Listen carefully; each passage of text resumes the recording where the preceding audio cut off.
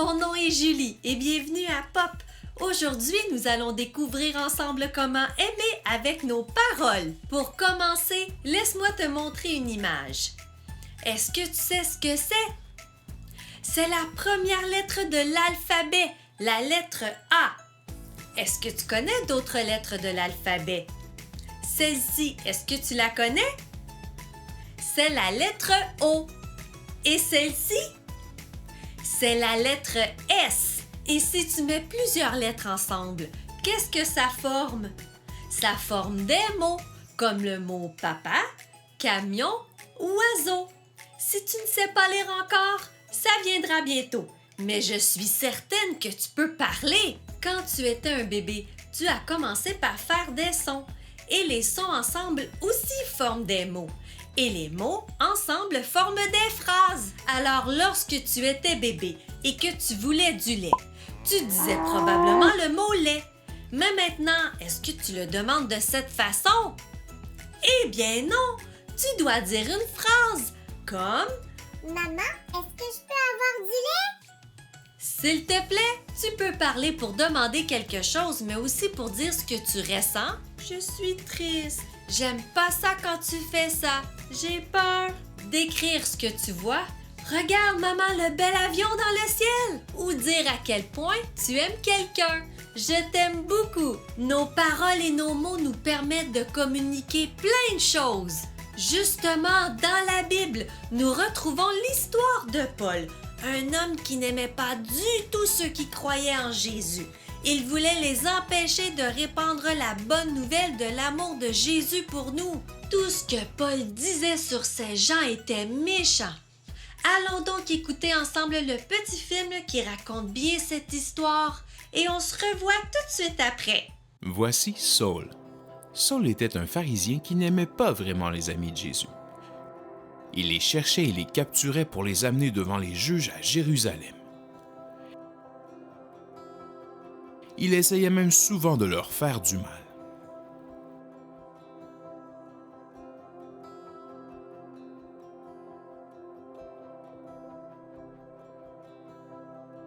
Saul faisait tout ce qu'il pouvait pour se débarrasser des amis de Jésus.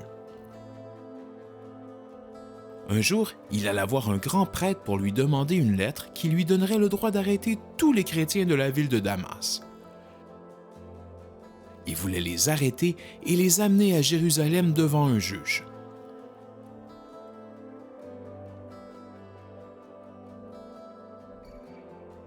Saul partit donc pour Damas. En chemin, une très forte lumière qui venait du ciel l'éblouit et il entendit une voix qui disait « Saul, Saul, pourquoi essaies-tu de me faire du mal? »« Mais qui es-tu, Seigneur? » La voix lui répondit, « Je suis Jésus. Maintenant, lève-toi et va vers la ville. Quelqu'un te dira quoi faire. » Saul se leva et ouvrit les yeux. Mais il ne pouvait rien voir. Les hommes qui étaient avec Saul l'aidèrent à se rendre jusqu'à la ville.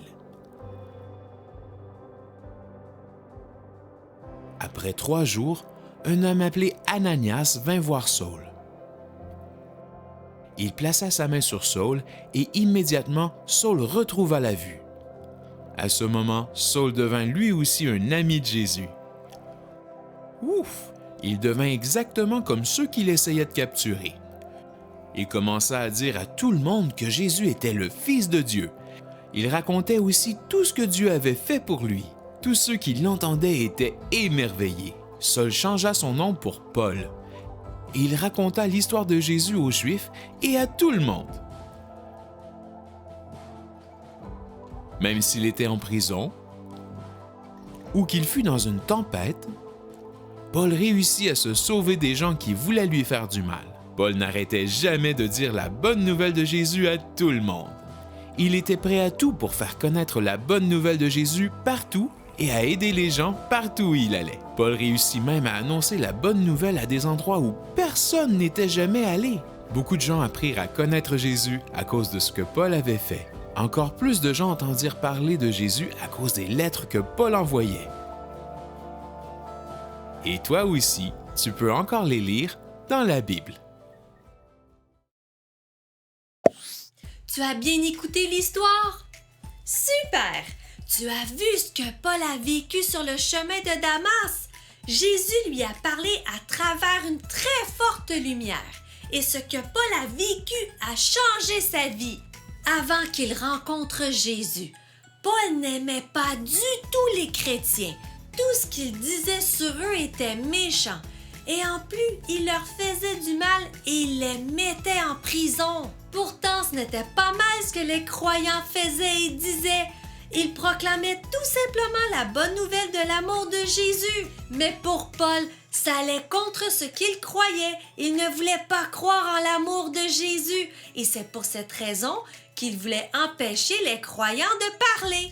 Finalement, Paul est devenu un ami de Jésus et son cœur a changé. Ce changement lui a permis de faire la grande mission que Jésus lui a confiée. Au lieu de dire des paroles méchantes contre les croyants, Paul s'est mis à proclamer la bonne nouvelle de l'amour de Jésus. Et il a voyagé dans plusieurs villes pour dire aux gens à quel point Jésus les aimait. Et quand il ne pouvait pas se rendre dans une ville, Paul écrivait des lettres afin que le plus de gens possible puissent connaître Jésus. Tu sais, Jésus veut aussi que nous faisons attention à ce que nous disons afin que nos paroles soient des paroles d'amour et d'encouragement, comme Paul l'a fait quand son cœur fut transformé. Mais avant de te montrer comment nous devons faire attention à ce que nous disons et que nous pouvons aussi aimer avec nos paroles, nous allons chanter, danser et louer Dieu. Allez debout, en avant la musique!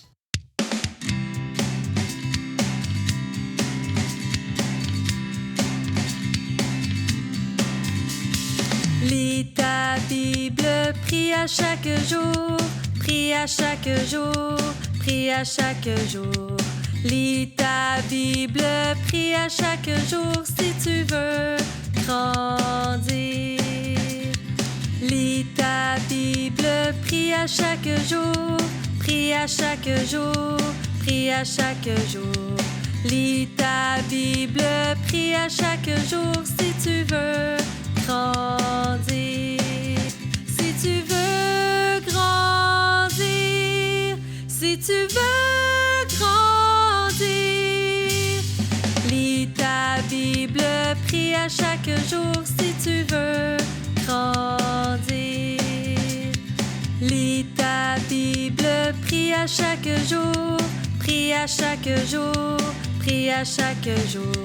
Lis ta Bible, prie à chaque jour si tu veux grandir. Si tu veux grandir, si tu veux grandir. Lis ta Bible, prie à chaque jour si tu veux grandir. Oui, Jésus m'aime. Oui, Jésus m'aime. Oui, Jésus m'aime. La Bible me le dit. Oui, Jésus m'aime. Oui, Jésus m'aime. Oui, Jésus m'aime. La Bible me le dit. Lis ta Bible, prie à chaque jour, prie à chaque jour, prie à chaque jour. Lis ta Bible, prie à chaque jour si tu veux grandir. Si tu veux grandir, si tu veux grandir. Lis ta Bible, prie à chaque jour si tu veux grandir.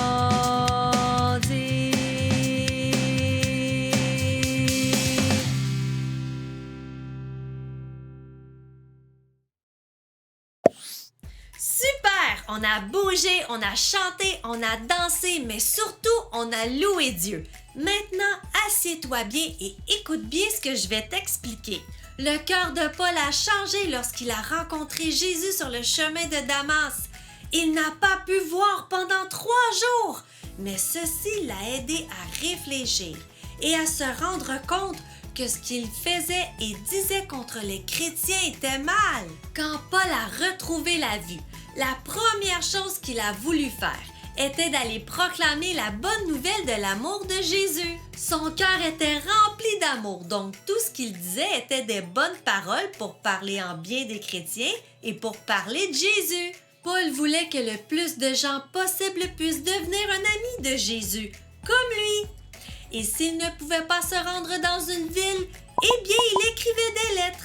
Toute sa vie, il l'a consacrée à proclamer la bonne nouvelle de l'amour de Jésus. Et l'autre grande mission de Paul était aussi de mettre en garde les croyants qui ne voulaient pas suivre les commandements de Dieu. Alors là, parfois, Paul est un peu plus dur avec eux, mais toujours pour une seule raison, parce que son cœur était rempli d'amour. Toute sa vie, Paul l'a consacré à proclamer la bonne nouvelle de l'amour de Jésus, de toutes les façons. Nous devons nous aussi faire attention à nos paroles. Ce que tu dis aux autres doit être gentil. Tes paroles doivent être des paroles d'amour et d'encouragement. Wow, c'est beau ton dessin! Tu as réussi à attacher tes lacets tout seul! Wow, tu es formidable! J'aime beaucoup ton chandail. Ce n'est pas toujours facile à faire, surtout si une personne a été méchante avec toi. C'est important de faire attention à ce que tu dis, parce que ce que tu dis de mal à quelqu'un, tu ne peux pas l'effacer par la suite. Ce que tu peux dire de méchant à ton ami, à ton frère ou à ta sœur, ils vont l'entendre. Ça va les atteindre et après, il sera trop tard. Regarde bien. Les paroles que nous disons sont comme ces petits brillants. Je vais souffler sur ces brillants et nous allons voir ce qui va se passer. Wow! C'est beau! Et si je souffle très fort, comme si j'étais fâchée, comme si je disais quelque chose de méchant à quelqu'un, qu'est-ce qui va se passer? C'est beau! Mais est-ce que tu crois que je peux ramasser tous les brillants et les remettre dans ma main? Eh bien non! Il y en a beaucoup trop et ils sont beaucoup trop petits pour que je sois capable de tous les ramasser.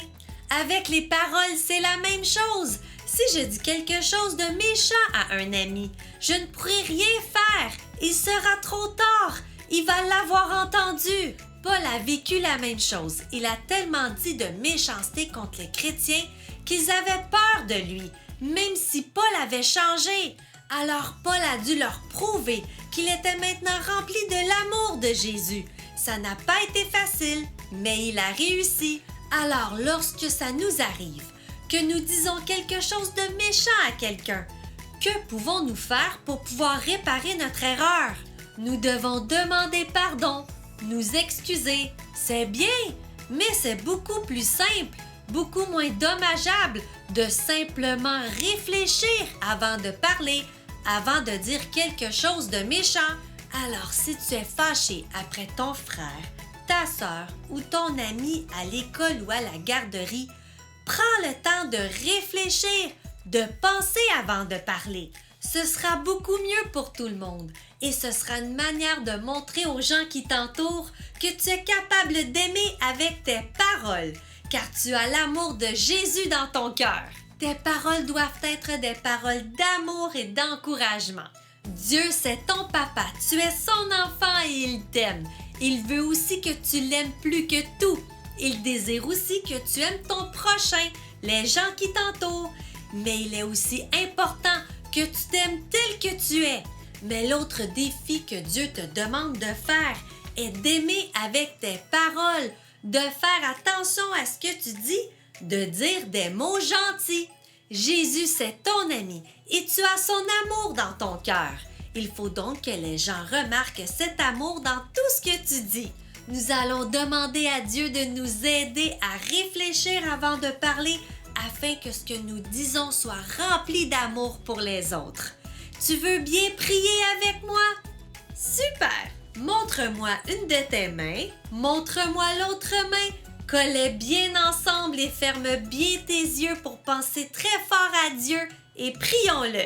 Seigneur Dieu, je veux te remercier pour cette belle histoire de Paul que j'ai découvert aujourd'hui. je veux te demander de m'aider à dire de bonnes paroles aux gens qui m'entourent, à réfléchir avant de parler, afin que mes paroles soient des paroles d'amour pour les autres. Je sais que tu vas m'aider, car tu es mon papa, je suis ton enfant et je sais que tu m'aimes. Amen.